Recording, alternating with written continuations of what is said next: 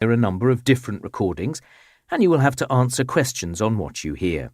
There will be time for you to read the instructions and questions, and you will have a chance to check your work. All the recordings will be played once only. The test is in 4 parts. At the end of the test, you will be given 10 minutes to transfer your answers to an answer sheet. Now turn to part 1. You will hear a man and a woman talking about who they would like as their flatmates. Before you listen again, you have 30 seconds to read questions 1 to 5.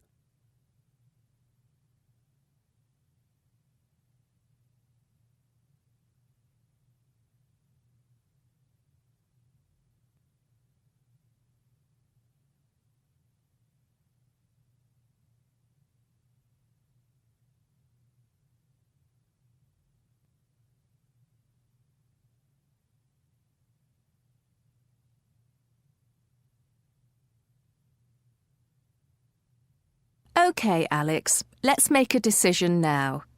I've got to head off to my parents' place for the weekend, and we'll need our 2 new flatmates to move in soon. Who do we have again? Mauro, Spring, Katia, Lucy, and that lovely girl from Turkey. What was her name? Aziza. I think she's my first choice. She seemed very mature. She did, didn't she?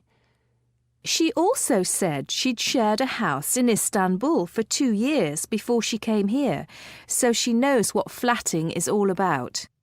That's true. While you were on the phone, I had a talk to her about her part-time job as a telephone counsellor for the Turkish community. It sounds quite steady and well enough paid, so she won't have any problems with the rent, unlike our old flatmate, Tina. Who would you choose next? How about a guy? I don't know. Neither of them was that impressive. I mean, Mauro from Mexico was a party animal. Remember, he only found our place because he knew there was a certain nightclub nearby. And Spring seemed spoilt to me. He told me that his father in Hong Kong paid all his parking and speeding fines, and he ate out at restaurants almost every night. I doubt he's got any idea how to cook. That leaves us with Katia and Lucy then. And I found Katia rather shy. We hardly know anything about her. I think she's the strong, silent type. But while you were showing Mauro around, I had a chat to her. She's in her 3rd year of environmental engineering. Really? She's going to be an engineer? Yes. In fact, she won a prize at university last year for a model she made. That does sound interesting. But what about Mauro? We could do with someone social. I'm sure he'd be keen on our Sunday get-togethers. He promised me he knew how to barbecue. Plus, he's working as a security guard at night, so he'll be around during the day. It's not a bad idea having someone in the flat while we're all out. I don't know. If he works night shift, he might sleep during the day. This year, I'll need to practice the piano here in the mornings for my performance course. It's likely my music would disturb him. That's a fair point. Before you listen to the rest of the conversation, you have 30 seconds to read questions 6 to 10.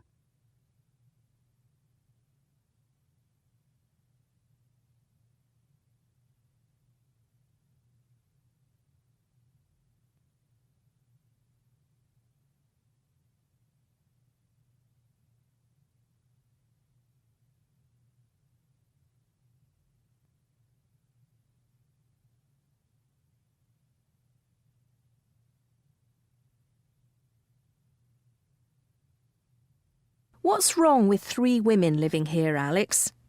I think Katia would be fine. She won't be so shy once she gets to know us. You know, Julie, I can't give a rational explanation for why I didn't take to Katia. I just prefer someone else. Why don't we reconsider Lucy? I know you were annoyed because she came an hour late, but I rather liked her. She's doing a master's in public health, isn't she? Yes, I think she's quite a serious person, and since she's been a nurse, you'd hope she'd be clean. Yes, you would. Didn't Lucy mention she had a boyfriend? I don't think so.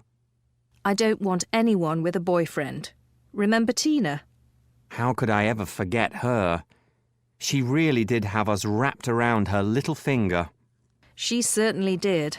I'm so glad she's gone. Yes, Lucy seemed nice and normal, and she'd probably get on with Aziza.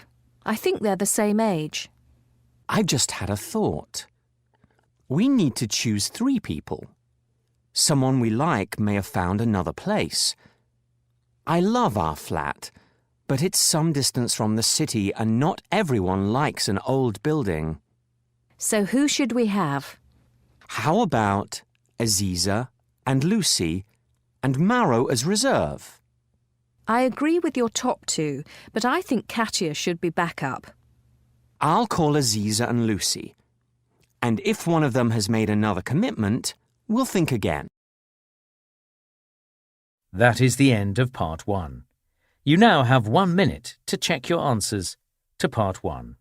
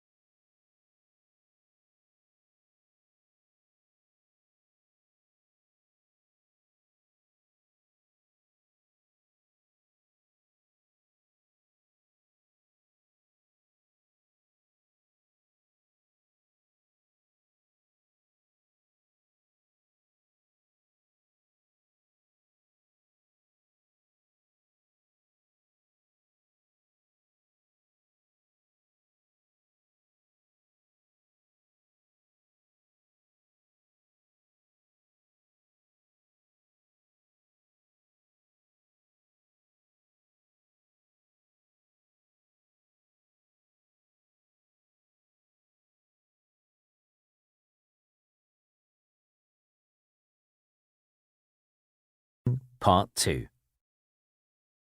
You will hear a woman giving part of a workshop on garden design.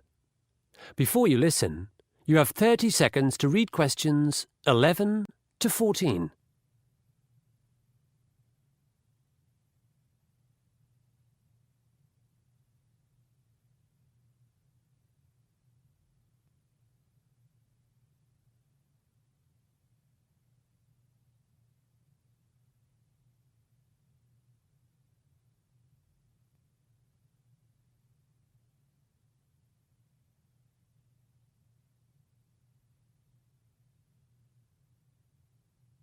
Welcome back to the workshop. In this part, we're going to look at making a veranda garden. These days, few people can afford to live in a house with a garden, but we can all create a tranquil space on a balcony or veranda. It has long been my belief that a veranda garden softens the sharp lines of the urban environment.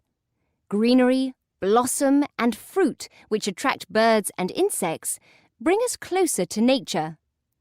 If well designed, its mood changes with each season, and it may reflect Japanese spiritual traditions that help us feel at peace. Of course, everyone's needs are different. Perhaps you'd like more privacy, or to conceal an unsightly building next door. Perhaps there's too much glare from the setting sun. In these instances, fast-growing plants in strategic places will be your main ambition. One client of mine, whose husband was blind, chose scented plants for their veranda garden. He sat out there every night, delighting in the fragrances. Another client of mine opted for an area of raked gravel, with one large ornamental rock reminiscent of a famous temple garden in Kyoto. From a more practical perspective, a low-maintenance veranda garden will increase the value of your property. You may be surprised to know that around the world there's a movement in big cities for roof, terrace and veranda gardens, so buyers won't be put off by your creativity at all. But on to our design. I'm assuming your veranda is about 1.8 metres deep and 4.5 metres wide. If it's larger than this, all the better. If it's smaller, you'll need to plan more carefully, foregoing some features. It doesn't matter which floor of the building you're on, but if you've got a view, you might consider how tall particular plants grow. The handout I've given you details a range of plant characteristics. For example, a loquat tree grows to 6 metres, but an azalea bush only reaches 3. Loquats bear fruit as well, which you might like to eat, or you might find a chore to pick up and dispose of. In my design, I've chosen a Japanese maple as the centrepiece, since I love the way its foliage changes colour in autumn. In a large pot, a maple will grow to about 4 metres. The garden design I'm going to show you is quite high maintenance at the start. I'd say you'd have to spend 3 hours a week tending it, but after a year or so, it virtually takes care of itself. Before you listen to the rest of the talk, you have 30 seconds to read questions 15 to 20.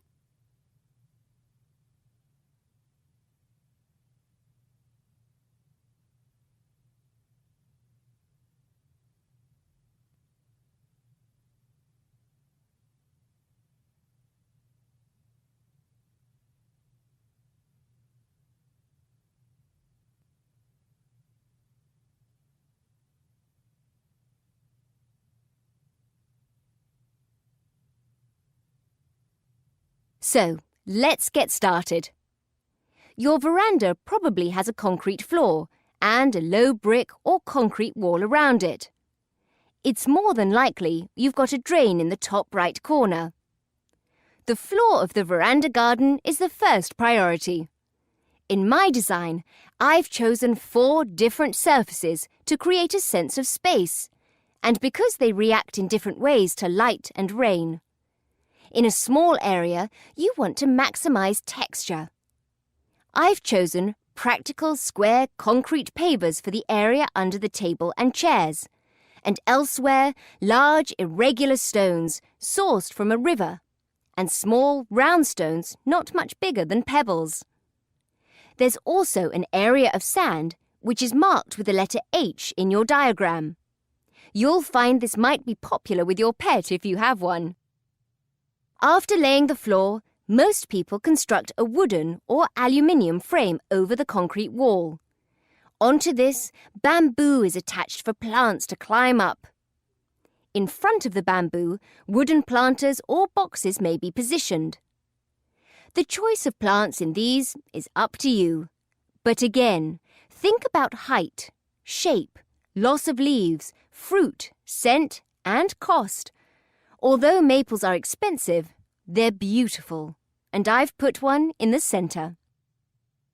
After you've planted, you'll probably want to buy a really nice set of outdoor furniture.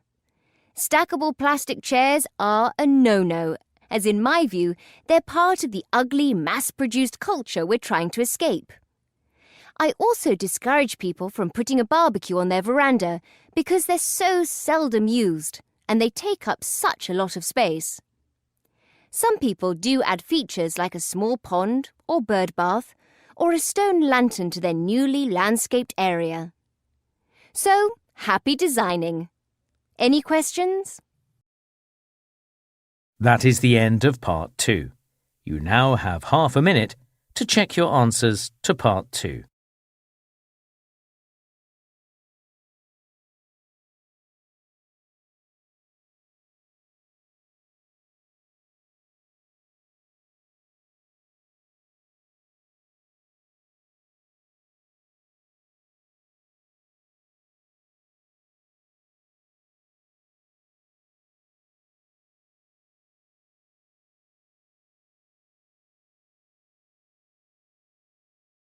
Part 3. You will hear two students discussing an essay they are writing together about architecture. Before you listen, you have 30 seconds to read questions 21 to 25.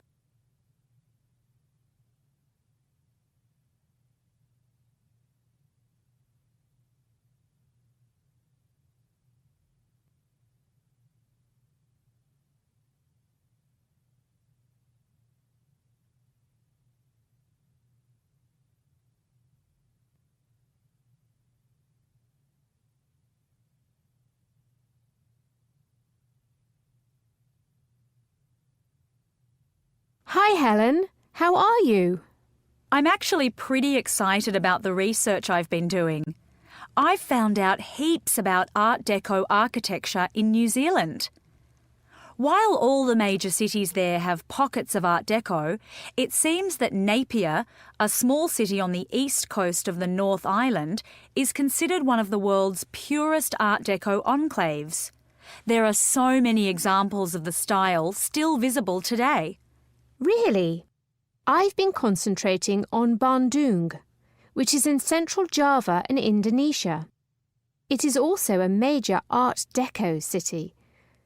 Unfortunately, it hasn't been preserved so well, and in the race to modernise, many marvellous buildings have gone under the wrecker's ball. How do you think we should structure our essay? Should we write about New Zealand first or Indonesia? Art Deco appeared in Bandung in the 1920s, but from what I've read, it didn't make it to Napier until much later. If we choose a chronological scheme, then Indonesia would go first, but I'm in favour of writing our essay using thematic similarities and differences. That's a good idea. Let's identify what the two cities have in common. From what I've discovered, in both places, Art Deco architects combined a new European aesthetic with native elements.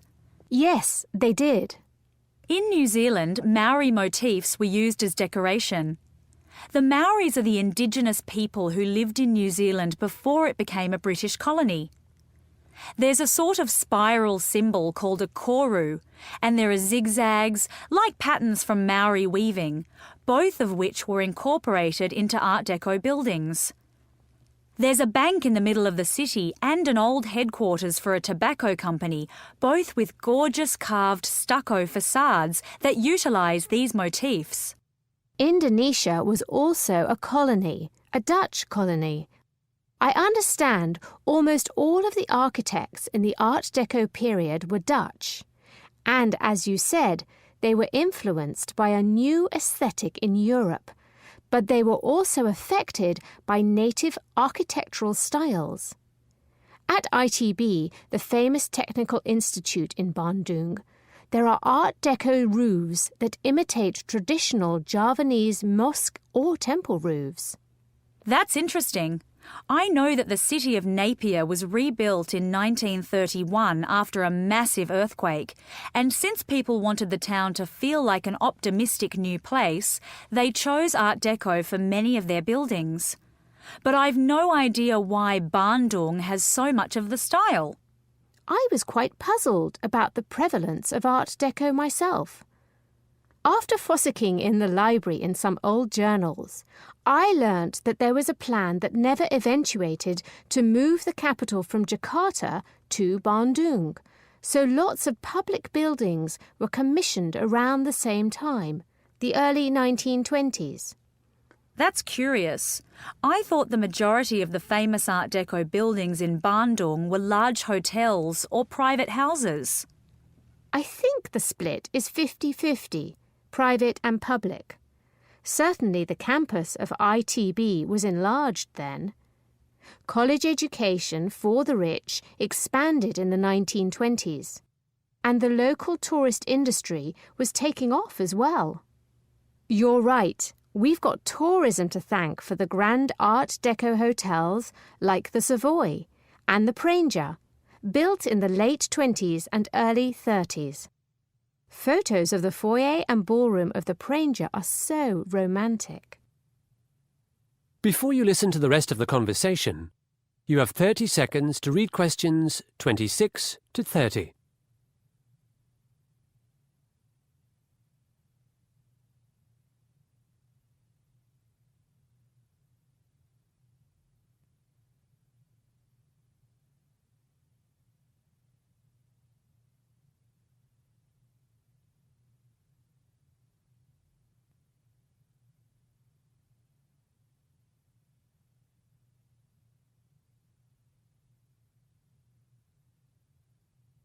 OK, let's have a paragraph on the historical reasons for these two cities featuring Art Deco, then another on what Art Deco actually is.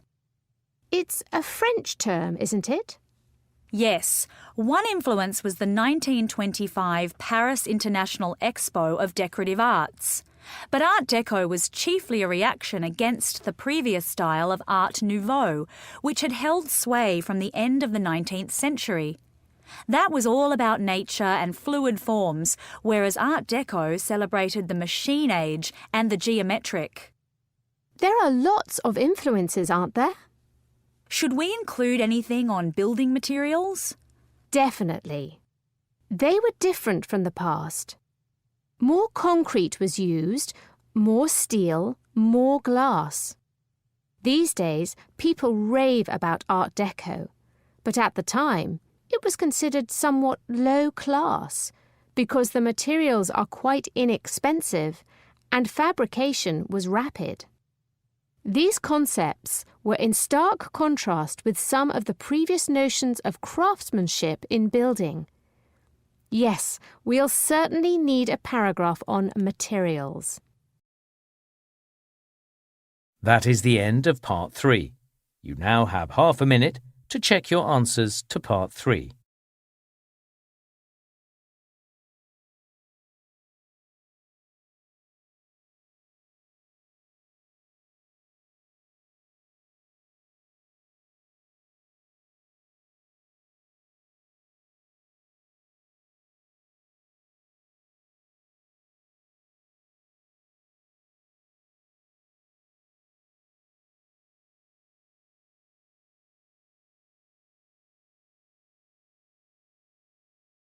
Listening, Part 4. You will hear a lecture on wetsuits. Before you listen, you have 45 seconds to read questions 31 to 40.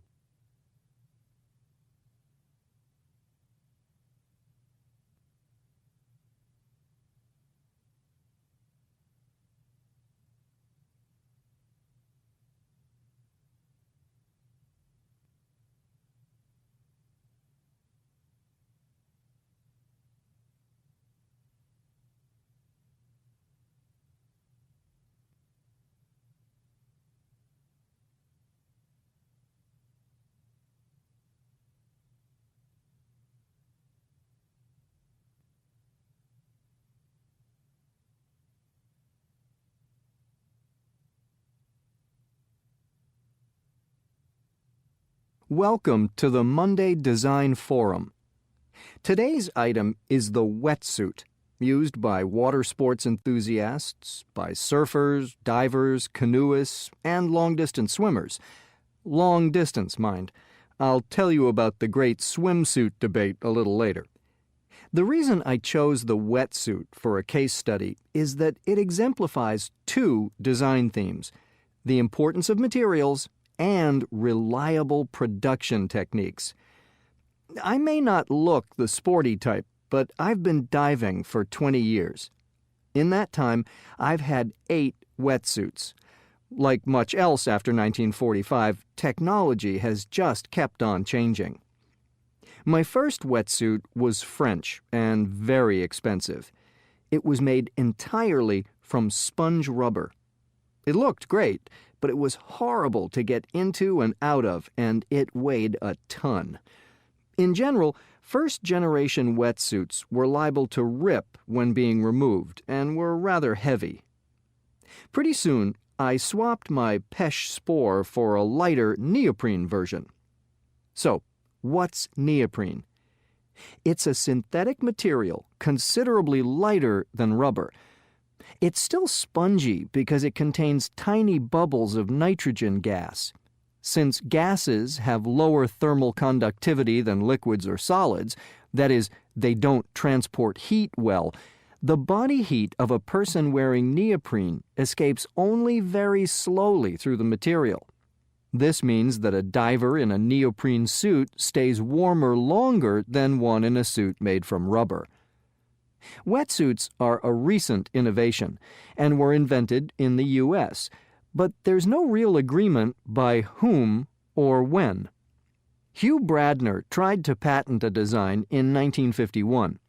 However, he was unsuccessful. The Mistral brothers and the O'Neills from California were all making and selling neoprene suits to the burgeoning diving and surfing community by 1953. In my view, it's irrelevant who the inventor of the wetsuit was. What is significant is that post-war prosperity brought more free time and a boom in sporting goods. But back to my collection of wetsuits. Since neoprene is fragile with all those gas bubbles, it's hard to join pieces of it together. Any hole, however tiny, just grows and grows. This means sewing with needle and thread is all but impossible. Therefore, early wetsuits were made by gluing or taping their seams. My first neoprene suit was black with yellow tape. I thought this yellow tape was to make me more visible underwater, but in fact, it joined the body-hugging sections together without letting water in. While neoprene itself was warmer and lighter than rubber, the taped seams proved to be a weakness, and I tore 3 of my suits. Suit number 5 was much stronger. Aside from being bright blue, my new suit came with Lycra backing, which was a technological breakthrough. This meant my suit was a bit like a sandwich. There was Lycra on the outside and inside, so putting on and taking off were easier, and there was neoprene in the middle for insulation. By the early 1980s, there'd been a revolution in wetsuit production. No glue, no tape, but a new kind of stitching. In fact, a technique called blind stitching had been developed. With this, a curved needle in a sophisticated sewing machine is used. The stitching dips into the Lycra backing, the top bread of the sandwich, but doesn't pierce the neoprene filling inside. Remember, neoprene is susceptible to tearing, so covering it with Lycra was a smart idea. Suddenly, wetsuits were warm, light, and durable. This revolution is important for design students because without this sewing technique, wetsuits would have continued to rip and remained the preserve of the rich. In design, you want a product that's unique, reliable, and affordable.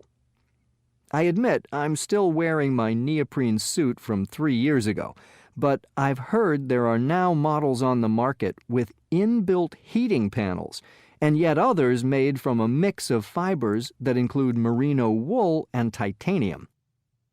At the start of this lecture, I mentioned there'd been a swimsuit controversy. Essentially, a wetsuit not only keeps a person warm, but also provides a swimmer with a lift in the water. Unsurprisingly, swimmers wearing wetsuits break more records, so the International Olympic Committee has declared that only long-distance swimmers can use wetsuits. In short events, they're banned. That's all from me. I'm off to the beach. That is the end of Part 4. You now have 1 minute to check your answers to Part 4.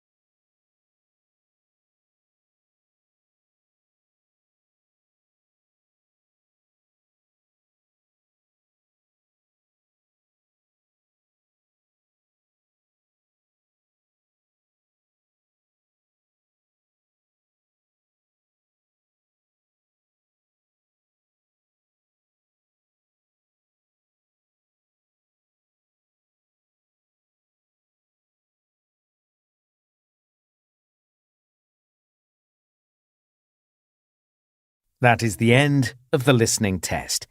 In the IELTS test, you would now have 10 minutes to transfer your answers to the answer sheet.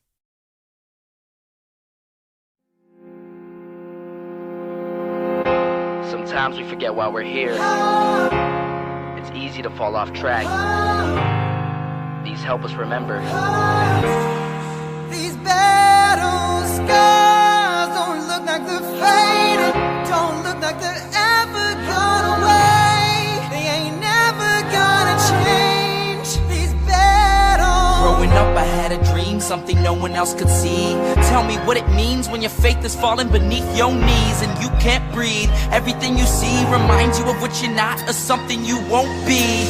You gotta take what you're given, that's how we live it. Don't be mad at the system, it's simply how we've existed. I hear a lot of people talking like they politicians and choose to be an accountant because it's safe in a business. Not because they wanna do it, just because they heard it pays. And who the fuck wants to be poor knowing that's how we've been raised? Society is getting heavy, I can feel the weight. The pressure of success is like a